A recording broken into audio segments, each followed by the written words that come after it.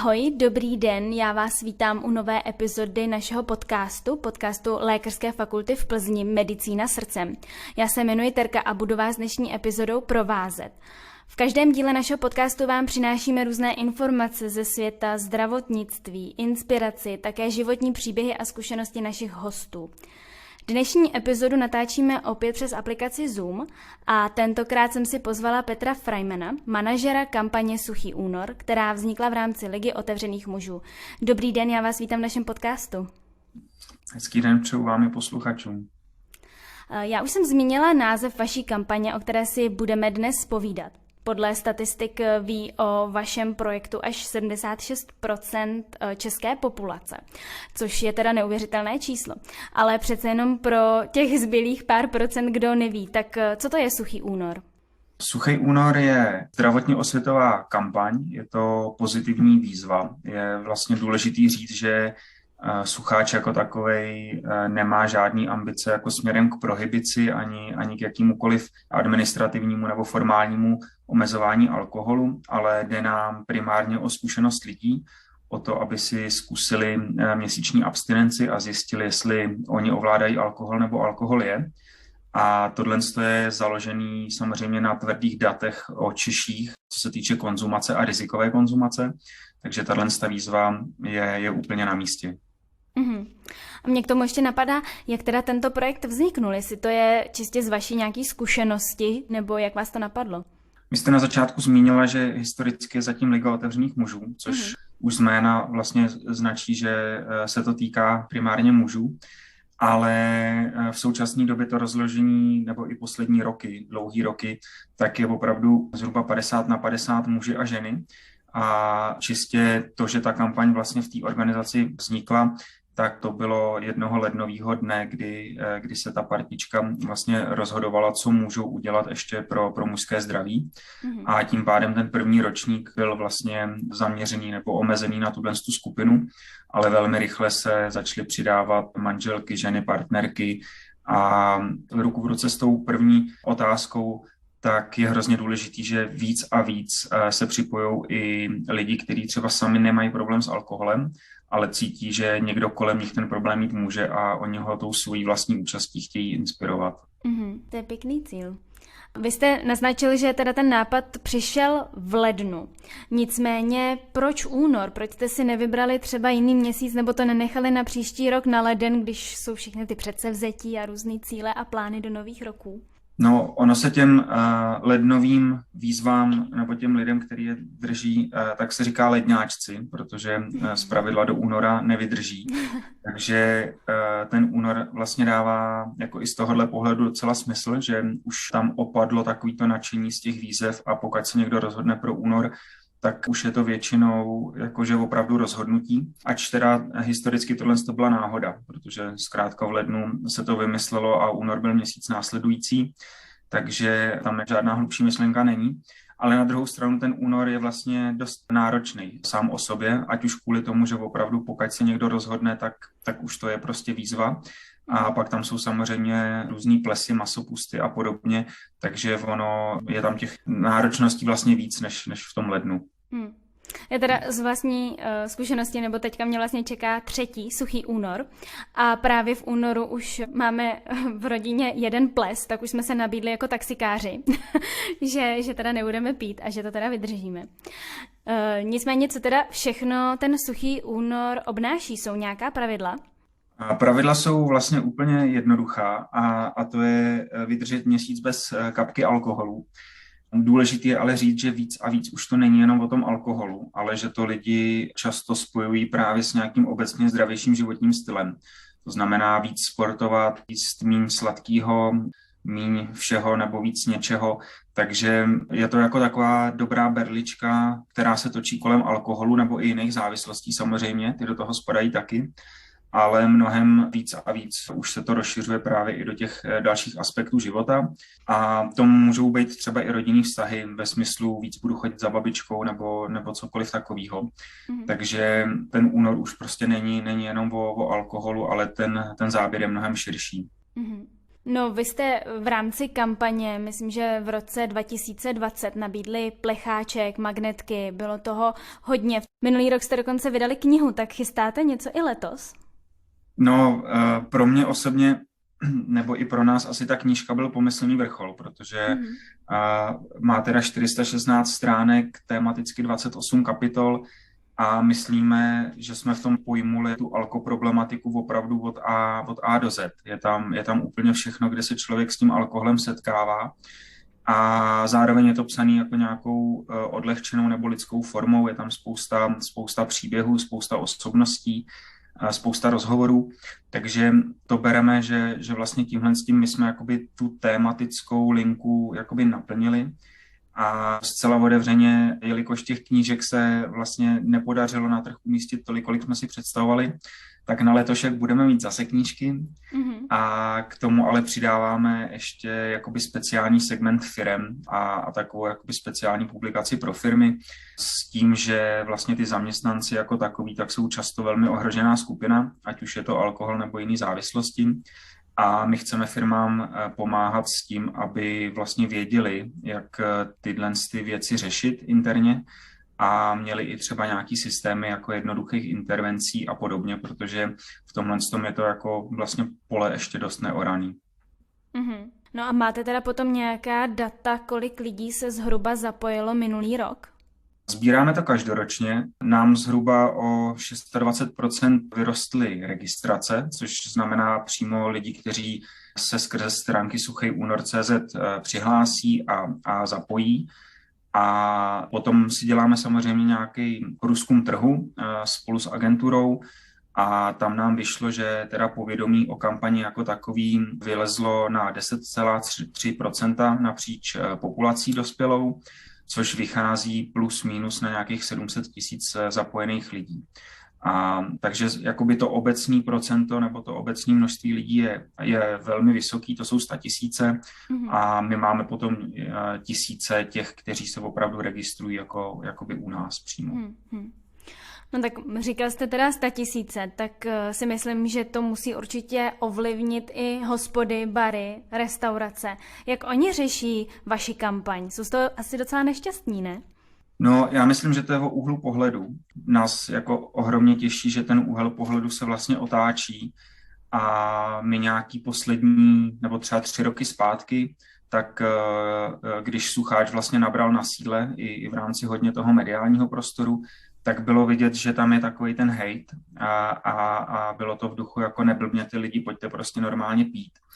Ale to vydrželo vlastně jenom ten jeden ročník.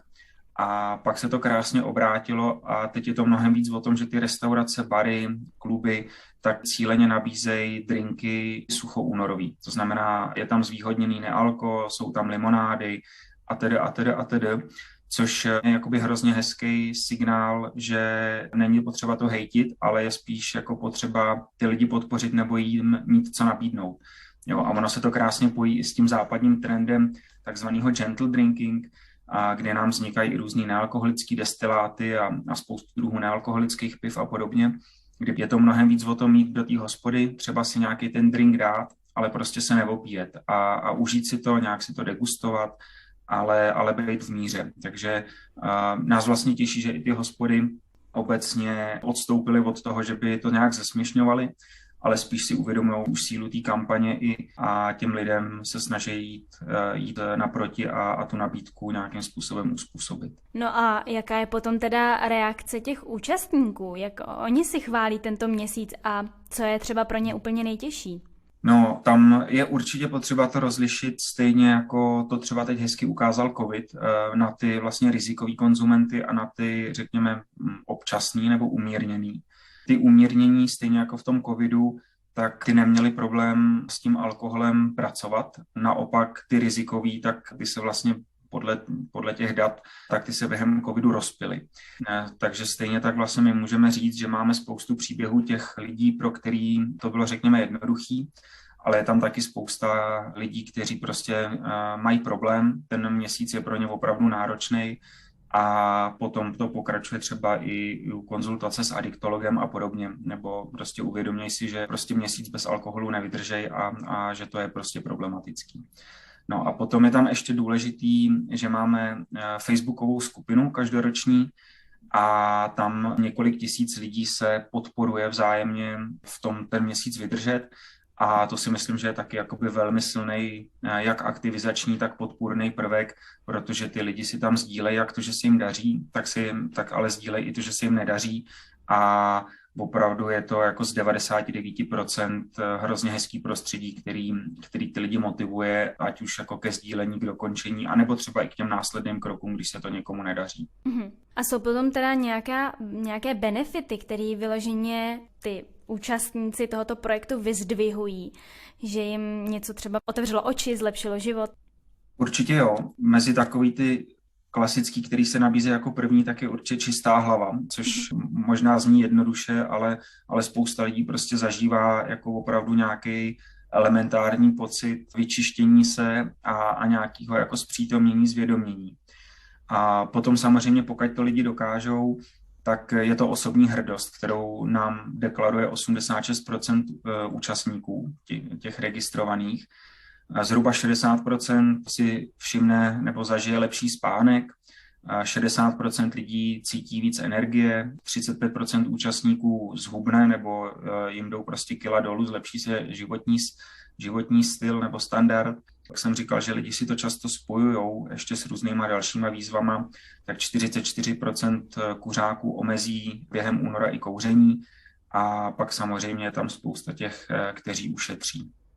Díky tomu, že nekonzumují. To naprosto chápu a souhlasím. Já jsem se dočetla a je to pořád takový v populaci nejistý, jestli je nějaká dávka alkoholu vůbec bezpečná, jestli se vůbec i ta minimální dávka dá považovat za bezpečnou. Tak jaký na to máte názor vy, nebo jak se týče různých výzkumů? Já nejsem lékař, takže budu jenom parafrázovat to, co řekly hlavy pomazané. A vlastně česká společnost kardiologická, adiktologická a nevím, která ještě další, tak se vlastně shodli, že žádná dávka alkoholu není bezriziková. To znamená, principiálně se nedá doporučovat alkohol v jakýkoliv míře nebo výši. A to bych bral jako tu jasnou informaci. A potom samozřejmě například Světová zdravotnická organizace má nějaká doporučení, která jakoby míra konzumace je ještě bezpečná a která už je riziková. A velmi zjednodušeně ono se to přepočítává na gramy, takže se uvádí, že doporučená nebo maximální dávka je 16 až 24 gramů alkoholu denně, což odpovídá zhruba 1 až 1,5 pivu. A závisí to samozřejmě pro muže a ženy, je to odlišný, proto je tam ta škála. A pak je tam takový standard, aby se tam přerušoval ten cyklus toho pití. A zároveň samozřejmě neplatí to, že když 6 dní nebudete pít, takže 7 dní můžete dohnat ty všechny dny předchozí, kdy jste si to jakoby vyšetřili. Takže tohle je jakoby nějaký obecný doporučení, ale asi za sebe bych primárně držel to, jako jenom si zvědomit, že ten alkohol je z mnoha důvodů nebezpečný, a po té fyzické rovině, tak samozřejmě i po té psychologické. A je potom teda nějaká konkrétní definice, koho lze považovat za alkoholika nebo za někoho, kdo má s alkoholem problém? No, můžeme se samozřejmě bavit o těch mírách toho pití. Na druhou stranu, když vezmeme extrémní alkoholiky, tak prostě víme, že ten mechanismus toho navykování si na stále vyšší dávku je vlastně jako dost bezednej, takže podle té míry alkoholu si myslím, že se to vlastně úplně určovat nedá. Stejně tak budeme mít lidi, kteří si prostě dávají 1-2 vína před spaním každý den, ale potom, když si zkusí suchý únor, tak zjistí, že 14 dní nemůžou spát, protože ten alkohol jim deformoval nějaký tyhle přirozený návyky. Ale určitě jako jsou za mě aspekty, kdy samozřejmě je jako velmi jednoznačný, že ten alkohol je škodlivý, a to se bavíme o té fyzické rovině, to znamená, člověk zažívá nějaký fyzický stavy, pokud ten alkohol nepoužije, v extrémním případě nějaký delírka a podobně. A pak tam je samozřejmě ta psychosociální oblast, to znamená, nějakým způsobem mi to nabourává vztahy, lidi kolem mě začínají spozorovávat, že se nechovám standardně, do práce chodím pozdě, neplním povinnosti a teda. Takže tam potom si myslím, že jde opravdu spíš o to, že člověk začíná narážet v těch obecných principech fungování, vztahů a podobně. No a pokud teda během měsíce, během únoru zjistím, že aha, tak dobrý, tak mám teda nějaký problém s alkoholem, třeba nemůžu usnout bez té skleničky červeného nebo bílého, ať je to cokoliv, tak dá se skrz třeba i vaši kampaň na někoho se obrátit, nebo jaký by měl být ten postup toho člověka, který něco takového zpozoruje? Pokud ten sucháč nevydržíte, tak je to samozřejmě jako docela dobrý indikátor. My samozřejmě potom na stránkách i v knížce máme odkazy na všechny možný záchytní body, kam se člověk může odkázat. A za mě takový asi jako první instantní nebo velmi dobrá možnost je Národní linka pro odvykání, což je bezplatná telefonní linka, kam vlastně všichni nebo kdokoliv může kdykoliv zavolat a může zkonzultovat ten svůj stav. Ty operátoři tam samozřejmě ho můžou nasměrovat dál, případně se mu můžou i v nějaký omezený míře věnovat. Takže já bych asi doporučil ten postup a i třeba kvůli tomu, že si to člověk může vlastně s někým docela dobře prodiskutovat a můžou tam volat i rodinní příslušníci a například se zeptat na situaci svého bližního. No já když jsem si dělala přípravu pro náš rozhovor, tak jsem našla, že alkohol stál za každým 20. úmrtím, což teda vyplývá ze zprávy, kterou na svých internetových stránkách zveřejnila Světová zdravotnická organizace. Více než 3/4 úmrtí způsobených alkoholem potom podle WHO připadalo tedy na muže. Jak jsou na tom tedy Češi, co se týče konzumace alkoholu? A třeba můžete to objasnit i v konkrétních číslech?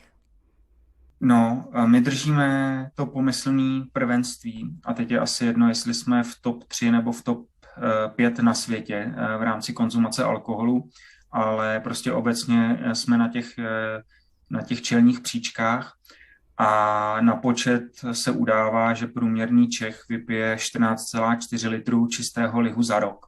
A je to zhruba v poměru 4:1 muži ženy. Takže jakoby to množství toho vypitého alkoholu je vlastně enormní a je celkem jako jedno, jestli si vezmeme to první, druhý, třetí, čtvrtý nebo pátý místo, ale určitě jsme jako nahoře. No a vy těmhle číslům věříte? Nebo jsou vůbec věrohodná? Nebo vůbec, jak se jako dělá takováhle statistika? To se jako zeptáme 10 milionů lidí a oni nám jako řeknou, protože já si myslím, že všichni lžou ohledně jako alkoholu. Jo, to je i ta hezká knížka, všichni lžou, ale nedělá se to jako zpravidla. My jsme tohle v rámci psaní knížky poměrně hodně zkoumali, protože takový ten nejkritičtější bod u tohohle z toho bývá, jestli se do toho započítávají turisté nebo ne. Protože vlastně spousta těch lihovarníků a pivovarníků tak argumentuje tím, že ta spotřeba je daná prostě turistama. Ale ty statistiky jsou počítané tak, že se tam ta spotřeba turistů počítá, nebo respektive odečítá se spotřeba turistů v Čechách a přičítá se spotřeba Čechů v zahraničí. Takže ono je to, jako samozřejmě to nebude na mililitr přesně, ale pokud vezmeme, že WHO tohle kalkuluje vlastně pro všechny státy stejně, tak ta věrohodnost je za mě poměrně vysoká. A jako je asi jedno, jestli to bude právě to top 1 nebo top 5. Podle všech těch různých statistik, tak jsme na těch čelních příčkách. Takže já asi jako nepotřebuji úplně obhajovat to číslo, spíš jenom říkám, to číslo je vysoký, je prostě založený na věrohodných datech, je srovnávaný napříč celou Evropou lomeno světem a stačí jako se nad tím prostě zamyslet.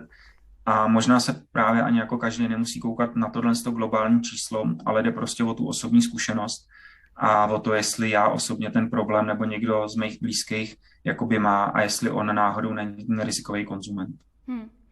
No, já teda budu mluvit za všechny mediky, kteří nás poslouchají, my když jdeme takhle k pacientům odebírat anamnézu, jo, a snažíme se tedy zjistit historii jeho onemocnění a jeho zdravotní stav.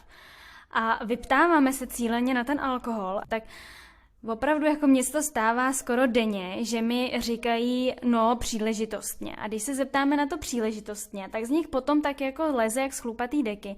Že to je vlastně tak 2,5 litry denně a jednou v pátek mají nějakou větší oslavu a v sobotu a tohle. A najednou se z toho vlastně klube to, že teda pijí nadmíru. Takže možná ty čísla jsou i vyšší, než se možná udává. Jo, jako ono tam je, samozřejmě tam třeba i nejistota ohledně nějakého toho domácího pálení a podobně, který se odhaduje. A zase, no, jako jestli je to vejš nebo níž, tak z vlastní zkušeností víte, že spíš hodnotíte asi ve výsledku to, jestli to je jako přiměřený, anebo to je prostě pití nadmíru, který můžete jako cítit jako rizikový, no. Nebo potažmo ten člověk samozřejmě, jak jsme se bavili, s ohledem na to, jestli mu to zasahuje do toho životního fungování. Neví možná, co znamená přiměřenost.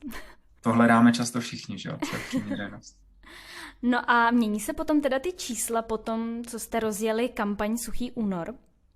A my samozřejmě můžeme hodnotit jenom ty registrované účastníky u nás, s kterými vlastně jsme díky mailu v kontaktu a kterým posíláme různý dotazníky a vyhodnocování.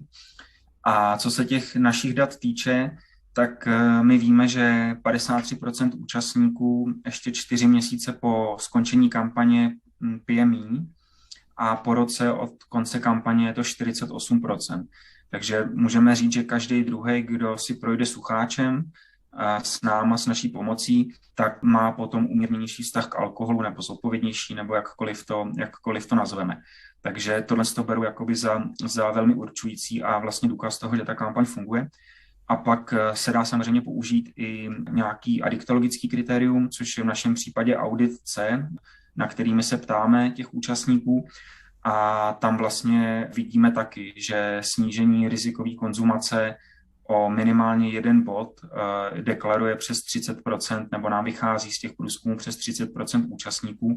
Takže jako ten dopad té kampaně jako takovej, tak je prostě objektivně pozitivní. Mm-hmm. No dobře, a to jsme teda probrali hlavně, nebo soustředili jsme se hlavně na dospělou populaci. Ale máte nějaké statistiky o tom, jak veliká je konzumace alkoholu u dětí? Nebo respektive, jsme konkrétnější, tak lidí do 18 let? My tohle jako tam otevřeně říkám, že my se k těm mladým vlastně nedostáváme úplně tak moc, protože ta naše klíčová cílová skupina je někdy 25-45 let, ale víme zase z dat, zase je to zpracovaný i v kapitole v knížce, kde jsme se věnovali právě mladistvím, tak obecně ta míra konzumace u mladistvých klesá. V České republice ale zároveň je pořád jakoby výrazně vejš než v ostatních zemích. A tohle studuje třeba studie ESPAD, která srovnává vlastně evropský školský zařízení nebo školáky napříč zeměmi. A je to daný tím, ten obecný pokles samozřejmě i tím, jak je teď prostě postavená společnost, to znamená, mladí utíkají k sociálním sítím a hrozí tam zase jakoby jiná vlna závislostí, než třeba přímo tyhle látkové. Takže tam určitě jako se posluchači setkali s pojmem jak látkové závislosti, tak ty nelátkové, kam právě třeba všechny ty Instagramy a podobně můžeme zařadit. Takže mě vlastně ani nenapadlo tohle. No co by se podle vás muselo stát, aby se v Čechách snížila konzumace alkoholu? Jestli stačí naší populaci vůbec jenom edukovat, anebo by mělo zakročit vedení státu? No, když o této otázce přemýšlím, tak mám první jako chuť říct, že bych státu doporučoval, aby nezakročoval, protože mu to moc nejde. Ale teď to myslím spíš kvůli tomu, že stát si myslím, že je jako velmi odtažený od těch lidí jako takových. A my to vidíme hezky docela, pokud my děláme tu kampaň Suchý únor, tak nějakým způsobem známe tu naši cílovou skupinu, umíme s ní nějak pracovat a komunikujeme jako s lidma. Takže si myslím, což vidíme třeba i v porovnání s kampaní Nepít je normální, kterou dělalo Ministerstvo zdravotnictví, tak prostě ten efekt té jejich kampaně versus té naší, tak je prostě diametrálně odlišnej, i co se týče cena výkon. V rámci ministerstva to jsou obrovský náklady za strašně malý dopad. U nás to jsou strašně malý náklady a poměrově jako obrovský dopad.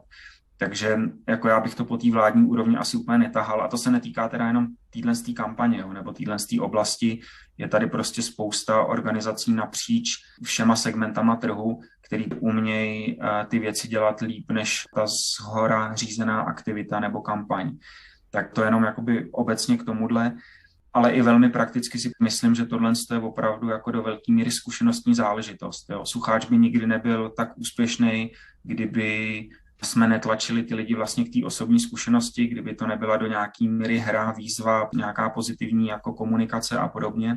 A bojím se, jako, což bylo teď vlastně vidět i s covidem, jo, kdy kampaň státu na očkování byla udělaná formou zastrašování, a jakýkoliv jako aspoň trošku marketingově vzdělaný člověk vám prostě řekne, že tohle je úplný nonsens, jo, jako takhle komunikovat. Takže ve stejném duchu jako si myslím, že tohle cesta jako je dlouhá, ale je vlastně úspěšná právě v tom, pokud ty lidi postupně se jakoby nabalujou a sami si jdou přes tu osobní zkušenost. Jo. Takže myslím si, že je to jako úplně v pohodě, že to trvá třeba díl, ale pokud se ta změna projeví, nebo ty lidi si tohle vyzkoušejí, tak je taky trvalá, což na těch našich datech je, si myslím, hezky vidět. Ale možná třeba ten tah ministerstva zdravotnictví opatření proti koronaviru, tím, že budeme zavírat hospody v 10 a budeme zakazovat lidem chodit ven, tak třeba to možná mělo efekt, takový jako nepřímý efekt na konzumaci alkoholu. Možná jo, ale pořád to jsou ty vnější činitelé, jakoby ta externí motivace. A ať už budu chtít jíst méně čokolády, nebo chodit víc ven, nebo navštěvovat babičku, nebo pít teda méně alkoholu, nebo cokoliv, nebo teď mě napadá jíst méně masa, tak to, že vyprodají maso, úplně nemění tu moji motivaci, ale tu moji motivaci změní až to moje rozhodnutí, že chci jíst méně masa. Takže nenapadne lepší příklad, omlouvám se, ale je asi srozumitelný. Určitě. A nemyslíte si, že by řešením bylo postupovat třeba stylem Norska, protože tam je to užívání alkoholu omezeno? Dá se říct, že je tam taková alkoholová prohibice v tom, že třeba o víkendech mají zakázaný prodej alkoholu? No já úplně nevím, jak to tam funguje. Teď mě jako jenom vytanuje nějaký článek právě o tom, jak se na severu paří, ale možná nemám aktuální informace. No, pocitově si myslím, že tyhle vnější jako zákazy prostě nefungují už kvůli tomu, že funguje nějaký jako i vnitřní trh, pokud ten vnější zavřeme, a nějaká ilegalita a je to vidět na drogách, na cigaretách a podobně. Takže jako já pocitově touhle s tou cestou asi ani jít nechci, protože si myslím, že to je primárně o jako nějakých dobrých argumentech, o motivaci, o nějakém osobním postoji a že tohle jakoby zaručuje ty změny trvalý. Jo. Ale házet tam jakoby natvrdo nějaký prohibice, tak to si myslím, že i jako historicky se ukázalo jako neúplně funkční model. No já jsem právě i někde četla, že snad Norové vyjíždějí na moře, protože tam jsou někde jako právě na tom území, kde už můžou a tam mají právě ty různý párty a akce. No, tak asi to možná odpovídá vlastně na všechno, no, tak jestli jako nutný lidi někam vyhánět, aby se vlastně chovali úplně stejně, nevím. Oni to obejdou, no. A co můžete nám třeba na závěr tohoto podcastu shrnout? Jaký jsou nejčastější choroby, které se pojí s konzumací alkoholu, ať už to jsou ty onkologický nebo neonkologický? No, tak to na závěr neskončíme úplně pozitivně, ale... Mám ještě pro vás doplňující otázku, tak si to můžete ještě vylepšit. Skvělý. No, jako ono se obecně málo ví, že alkohol způsobuje onkologické onemocnění, což mně přijde asi jako ta zásadní informace, že prostě alkohol tohle dělá a málo kdo lidí to opravdu ví. Takže když řeknu jenom nějaký procentuální čísla, tak alkohol zvyšuje rakovinu dutiny ústní, hltanu a jícnu a celkově se podílí na těch rakovinách z 26%.